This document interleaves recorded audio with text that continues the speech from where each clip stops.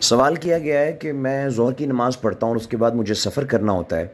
اور مغرب تک پھر وقت نہیں ملتا، تو کیا میں عصر کو ظہر کے ساتھ پڑھ سکتا ہوں؟ بالکل، آپ جمع کر سکتے ہیں۔ سنت سے یہ ثابت ہے کہ آپ ظہر کے ساتھ عصر کو یا عصر کے ساتھ ظہر کو جمع کر سکتے ہیں۔ تو اس لیے اپنی نماز کی حفاظت کیجیے اور بالکل اسے ضائع ہونے سے بچائیے۔ اور نماز عصر کی اہمیت بہت زیادہ ہے، بہت ہی زیادہ ہے اس کی اہمیت۔ رسول اللہ صلی اللہ علیہ وسلم نے فرمایا کہ جس نے عصر کی نماز چھوڑ دی، گویا کہ اس کا اہل بھی گیا، اس کا مال بھی گیا، اس کا خاندان بھی گیا، اس کی یعنی وہ جان و مال کا نقصان کا سبب ہے، اللہ کی رحمتوں سے دوری کا سبب ہے۔ یہ بھی احادیث کی روشنی میں عرض کر رہا ہوں۔ تو اس لیے اس کی بالکل حفاظت کیجیے، اور لیکن یہ کہ کوشش کریں کہ یہ جو ہے آپ کا مستقل اور دائمی عمل نہ بنے، اس لیے کہ نمازوں کو اللہ تبارک و تعالیٰ نے ان کے خاص اوقات میں فرض کیا، ان کو اسی میں پڑھنا نمازوں کا حسن ہے اور نمازوں کا ادب ہے۔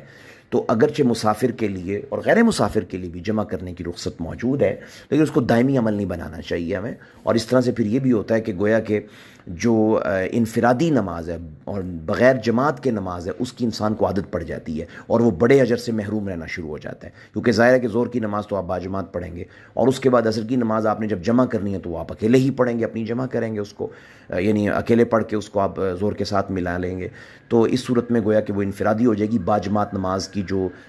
ثواب ہے اس سے آپ محروم ہو جائیں گے۔ اگرچہ مسافر پر باجماعت نماز پڑھنا ضروری نہیں ہے، لیکن اس کے باوجود ثواب میں جو کمی آ رہی ہے وہ تو بڑی اہم بات ہے کہ وہ نہیں آنی چاہیے، اور اسی طرح یہ دائمی عمل بن جائے گا، بہت سارے اس کے مفاسد اور بھی پیدا ہوتے ہیں۔ تو لہٰذا لیکن اگر یہ ہے کہ نماز کے ضیاع کا اندیشہ ہے، پھر بالکل اس کو اختیار کیجئے، اور لیکن کوشش کیجئے کہ آپ جو ہے کچھ اس میں وقت نکال کے 10 منٹ 15 منٹ جو ہیں، کیونکہ سنتیں تو نماز عصر کی اس طرح نہیں ہیں جس طرح باقی نمازوں میں ہیں، تو آپ جو ہے اس کو باجماعت ہی پڑھیں اور وقت پہ پڑھیں، اس کا اہتمام ہونا چاہیے، کوشش ہونی چاہیے۔ باقی یہ عمل جائز ہے۔ اللہ تبارک و تعالیٰ میں علم نافع عطا فرمائے، واللہ اعلم بالصواب۔